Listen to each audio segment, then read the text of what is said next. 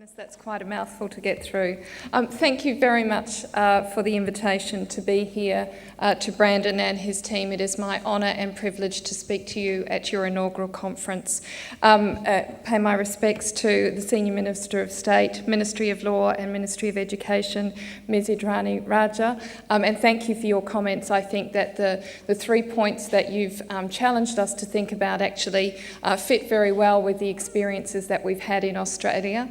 And I found myself taking notes and thinking, this woman thinks in the same way that we do, and I think there's a lot of benefit both for Australia and Singapore providers in terms of sharing what it is that we know about the sector and the challenges that we face in terms of continuing a message of quality. It is difficult for high quality providers to continue to have to prove the worth of the education that they offer to their students, and it is unfortunate. We have had similar issues as you have had here in Singapore, where a few bad apples seriously undermine the reputations that you have built over many, many years. But that is a sad and unfortunate reality, and it is critical that quality is placed at the heart of the student's experience, whether that's at a public or at a private institution. Now, there are some differences in terms of the tertiary landscape and therefore the quality arrangements in Australia, and to give some context to the points that I wanted to share with you, I thought it would be worthwhile to take just a few moments to talk to you about how the Australian private tertiary system works and what that means for the private providers that I'm fortunate to represent. Firstly, we have a national regulator, and I know that's not very surprising or new in Singapore, but in a country as vast as Australia, with 8 state and territory governments, historically education, regulation and quality has been the responsibility of the state and territory governments. So this is a relatively recent initiative for us, and in the higher education sector, across both public and private providers, we have a new national regulator, the Tertiary Education Quality Standards Agency, and I note the recent signing of an MOU with CPE. We also have a new national regulator, almost, we haven't quite got there yet, in Australia for the vocational education and training sector. That is the Australian Skills Quality Authority, and I understand in my conversations with Brandon that CPE is also looking at an MOU with what we call ASQA. And again, it is the same set of regulatory standards for both public and private vocational institutions. And now there is an asterisk on that slide. There are still, we haven't quite got to cooperative federalism yet in Australia, so there are still residual state-based regulators in Western Australia and Victoria. But the state of play is that all providers delivering vocational education to international students and those providers that operate across state boundaries are regulated by the national regulator, so only a small amount of regulation done in those 2 remaining states. We also have, quite unique across the world, there are others, but the Australian framework is quite highly regarded, a qualifications framework that applies to secondary schooling, vocational education and training, and all the way through higher education right up to postdoctorate programs. And that framework is a core part of our quality framework. It sets the standards for qualifications and learning outcomes right across all 3 sectors of education, and it provides really meaningful pathways for students through school, into vocational education and training, and should they choose to, then into further or higher education. We have 2 further standards frameworks, and I really support Brandon's point. In both higher education and vocational education and training, we see those frameworks as the minimum benchmark for entry We don't see them as more than that. They are an important part of the quality arrangements and the framework, but they are about a minimum set of requirements that all providers must meet. So in higher education, we have a higher education standards framework, and that is the framework that is regulated by TEQSA, the higher education regulator. In vocational education and training, we are currently undergoing a review and a national dialogue about quality and appropriate set of quality arrangements for providers. Interestingly, there is a real desire for a more risk-based approach, particularly in the vocational education sector, and a commitment by the Standards Council to look at ways in which both public and private providers with a proven track record would be subject to much less regulation from the regulator. So that's a debate that we're currently having in the sector at the moment. And I'm mindful of the need for time for questions at the end, and I'd certainly be pleased to share that with you.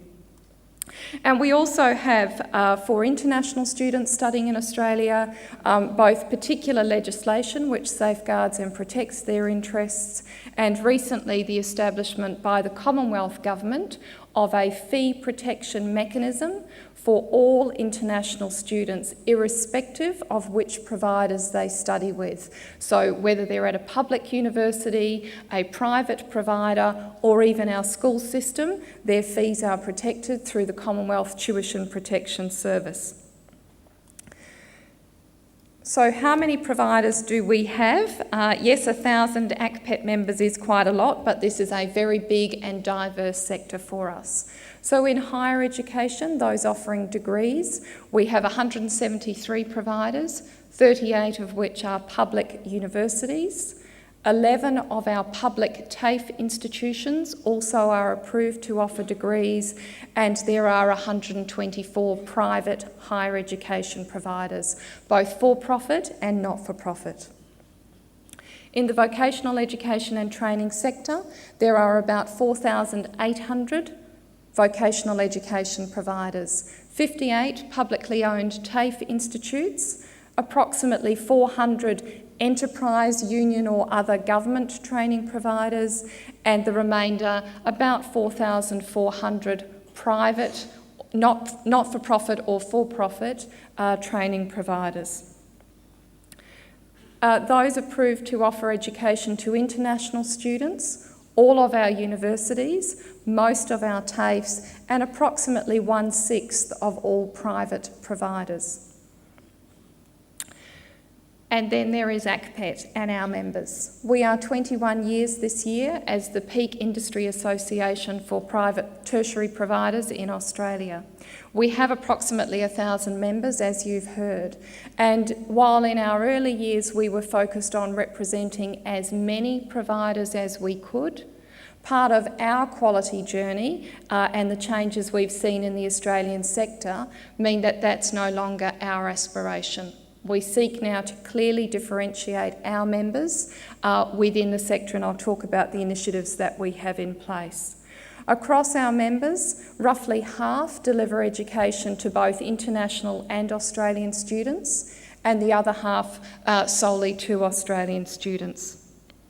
We have about 100 of the 124 private higher education providers, about 800 vocational education and training providers, and the remainder are either English language schools or a small number of senior secondary schools who might also have a vocational program as well as an academic curriculum. I wanted to talk briefly about some changes in international education, and the reason for doing that is partly I was subject to the myth that many Singaporean private providers were more focused on international students, and I've taken note of Brandon's statistics and I won't go away with that misconception in future.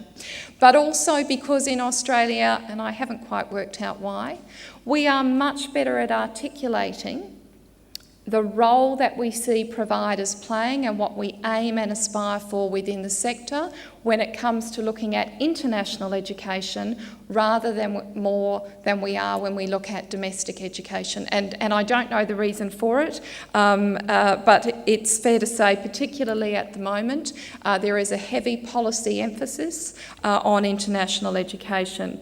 I'm very privileged to be a member of the Federal Government's International Education Advisory Council.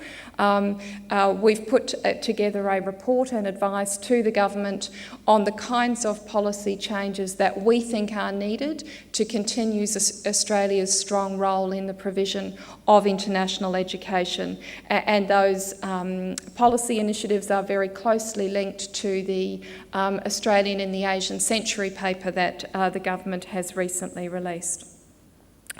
Across the states and territories, there is an increasing realisation on the importance and the prestige for Australia in being able to offer educational opportunities to young people from across the globe, and particularly from those within the Asian region, and I've just highlighted a number of those. So this is an area where we had our bad apples and where the sector has needed to change and restructure, and it has been painful and difficult for many providers, where government has made a number of changes and the sector has itself. It's an area where we are once more looking outward. We think we've fixed most of the problems and challenges that we have had, and we are keen to reconnect and re-establish our reputation for excellence in international education.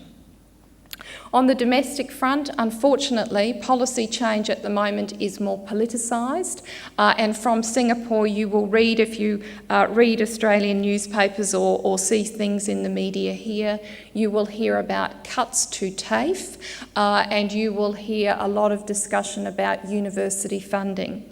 In fact, in both the vocational education sector and higher education, there are major funding and policy changes underway which will serve to reinforce government support for students to choose the provider that best meets their need, irrespective of whether they are public or private.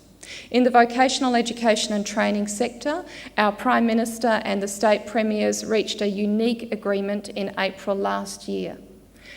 And what it means, and is being gradually rolled out this year and in the next 18 months, each state takes their own time. What it means is that no longer will government provide most public funding for vocational education to its TAFE institutes. Rather, it will offer learners an entitlement to learning up to a particular certificate level. And that is whether they are a new entrant leaving school or an existing worker looking to upgrade their skills or move into a new career path. The state of Victoria was the first state to embark on this path, and they actually took the initiative prior to this decision with the Prime Minister. Just last month, they released the latest data, which showed that at the end of 2012, there were now more students receiving government support to study in the private sector than in the public sector, and that is unique and the first time that that has happened in Australia.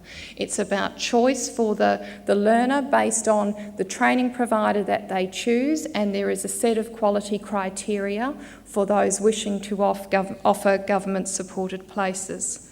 In higher education, we're not quite there yet, but there is a clear move and a clear policy agenda. You might be familiar with the Bradley Review that sets the policy architecture in our higher education sector. At the moment, there are government-backed loans available to students studying with private higher education providers, and when the budget permits, there is a clear government policy objective to also provide government funding to private higher education providers. So it's dynamic and it's changing, and unfortunately we don't quite have the level of policy discussion to help explain those changes, but they certainly offer plenty of opportunities for private providers and most importantly for their students.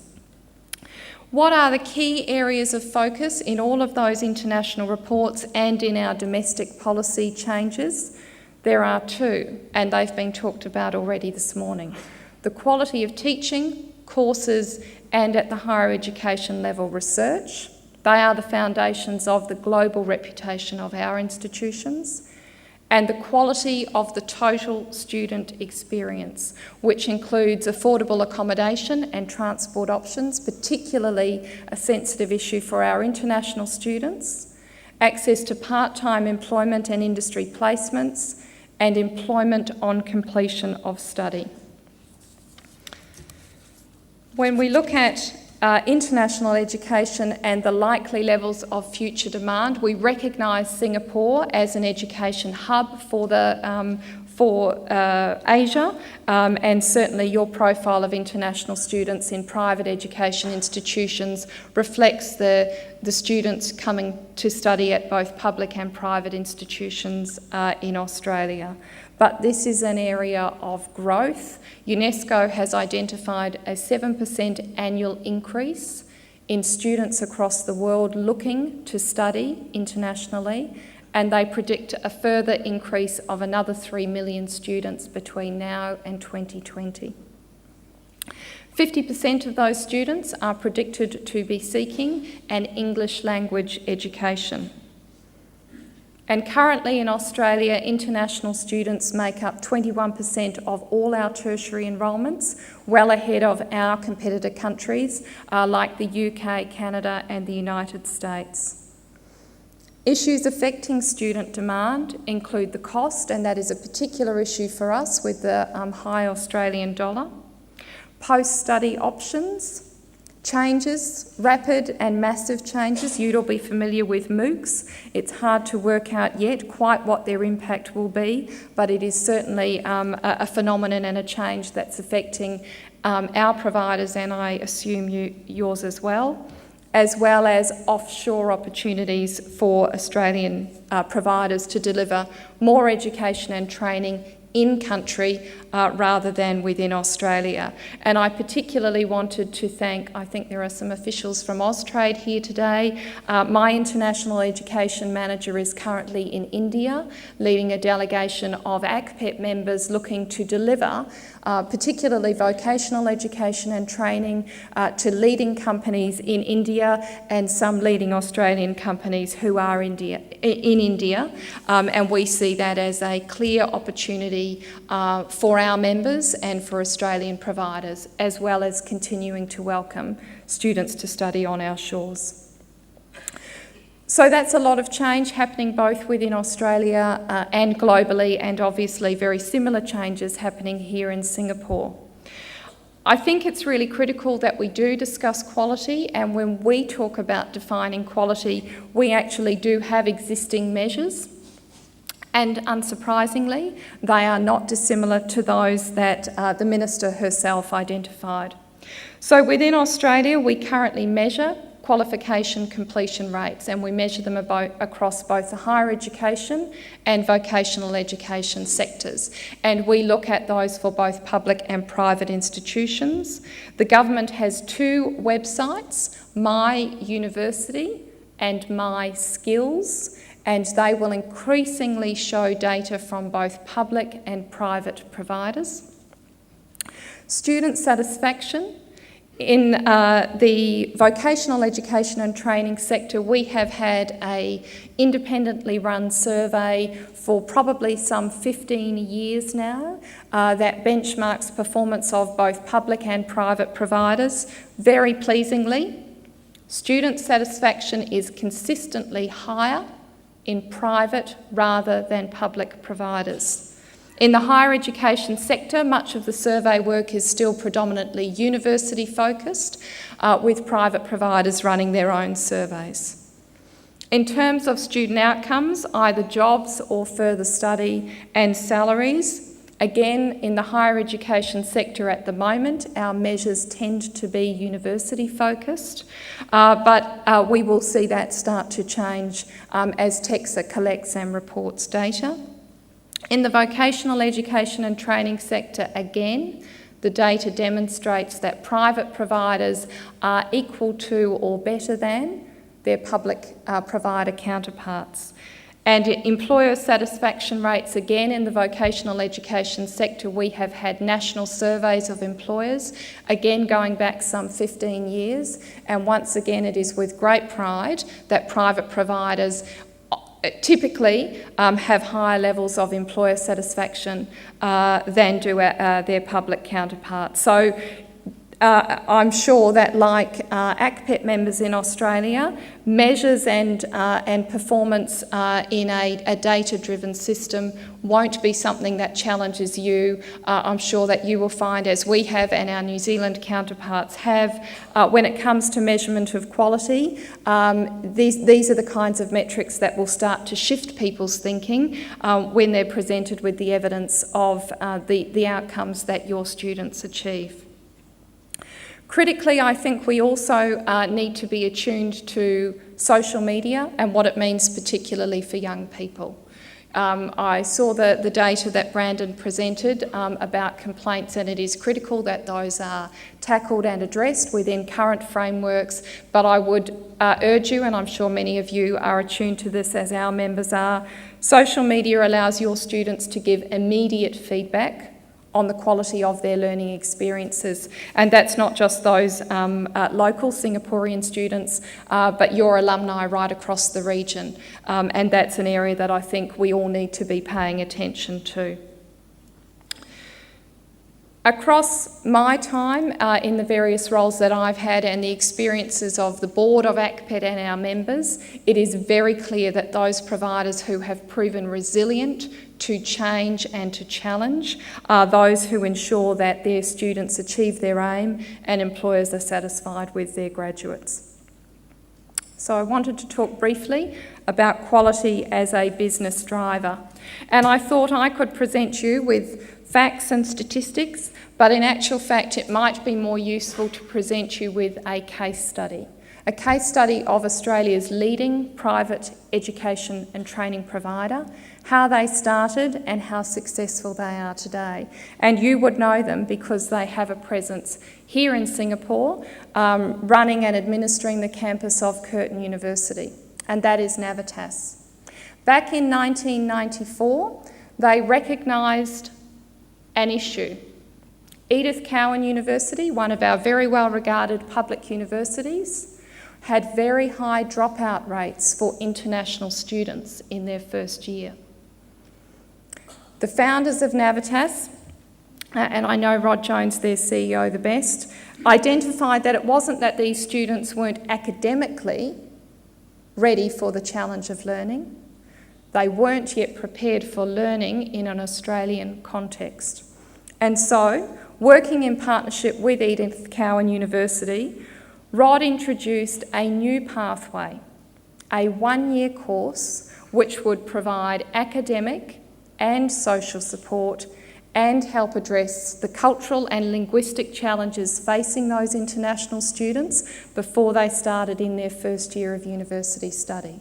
He sought to have that one-year program accredited as a diploma, so that if at the end of the year the student found that in actual fact an Australian learning experience or the particular course they had chosen wasn't right for them, they would still be able to exit with a hard-won credential and take that with them into the future.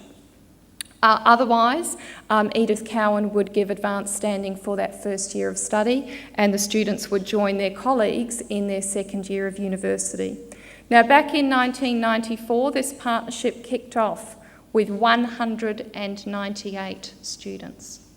And because they put the students at the heart of what they've offered, and they've expanded from pathways into university to a range of different business models in Australia and right across the globe, Navitas, as we speak, now educates more than 55,000 students each year from more than 85 different countries.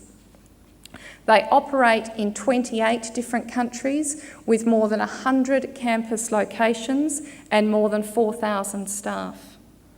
They have partnerships with universities in Australia, the United Kingdom, the USA, Canada, and of course here in Singapore.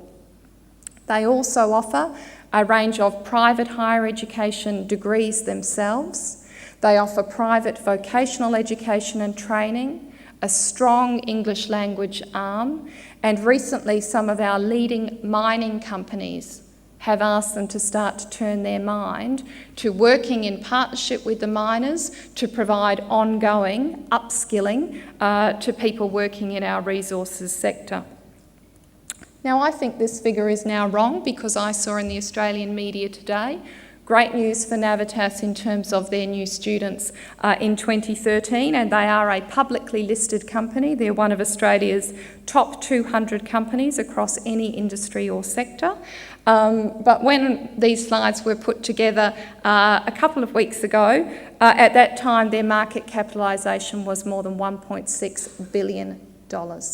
So they've gone from one diploma course with less than 200 students in it to now one of the most serious players in the world in terms of private tertiary education. And whatever they've done and the different business models that they've adopted in different countries and working with their partners, the reason for their longevity and the reason for their success is very clearly their focus on the student and the quality of their processes and systems. And they are not the only one. There are many other ACPET members that similarly have started off small and now have a global presence. And briefly, I wanted to speak about the third point that the Minister made, and that relates to the role of the industry and the role of ACPET. I was appointed as Chief Executive just over 2 years ago, and when I came to ACPET I was very clear that we needed to differentiate ourselves and our members from others in the sector. We were going through a turbulent time, and unfortunately newspapers, particularly in Melbourne, Victoria, were focused on dodgy colleges. And that deeply upset me as someone who'd worked in this sector for a very long time. Because Australia is a large country and not all of our members are based in Melbourne, some felt quite resistant and some felt deeply uncomfortable by that proposal. They were quality institutions and they resented extra efforts to have to prove what it was that they were doing. But they were prepared to give me a chance, and with the support of the board and the majority of the members, we have been on our own quality journey to support our members, to let go of some former members, and to refuse membership. And I wanted to take you briefly through some of the changes we have made. We've had a code of ethics for our members for some years. It was largely focused on the quality of their teaching and learning. We've strengthened that now to apply to all aspects of their business operations and those of their partners. And we've used that more stringent code of ethics to ask questions of our members where we have complaints directed to us. So there's a complaints mechanism that works with the government regulators, but we will also take and respond to complaints raised with us. We've used compliance with that code of ethics, and it's an annual commitment from our members to ask members to show cause as to why they should continue to remain a member, and a number have chosen not to continue, and mostly that has been with our full support. We also ask our members to undergo an annual risk assessment that focuses on their financial viability. It focuses on their regulatory history and a range of other governance and related requirements. And as I said, we do that every year, and we charge differentiated fees for our members based on their risk profile. It also allows us, we've had 1 last year and 2 the year before, high-risk members, and we've worked intensively with them to help them lower their risk profile or to look at a managed closure and a wind-up as they exit the industry. We've introduced a national professional development framework which focuses on both business development and helping our members identify new business opportunities. It focuses on their business management and administration, crucially on teaching and learning, and on student engagement and support. And this has been well received by both the higher education and vocational education regulators and by our members. In this, we're not offering an accredited program. This is more like continuing professional development, so it doesn't cut across the work that our members do in terms of teaching and learning themselves. We haven't moved into medicine, but we've recently introduced business health checks for our members against the VET requirements, and we will shortly do so against the higher education standards that TEXA administers. We offer a confidential business benchmarking service. We've developed tools in conjunction with Deloitte's, both for higher education in terms of governance and academic and both corporate governance, as well as business benchmarking for our higher education and vocational education members. I forgot to add it to my dot points, but one of the other important initiatives we've introduced is an independent, double-blind peer-reviewed academic journal for private higher education to provide opportunities for those researchers working in private higher education institutions to publish and to build greater knowledge and understanding of the sector. And we've also recently introduced a program called the ACPET Awards for Excellence. So we're keen to move away from a heavily prescriptive focus on quality and compliance with our standards and code of ethics. Nonetheless, that was important, and we continue to hold new members to scrutiny. If our existing members have problems or issues with prospective new members, it's not a lay-down misère that people will be allowed membership of ACPET. This is a decision that's taken with a great deal of scrutiny and rigour by our board members.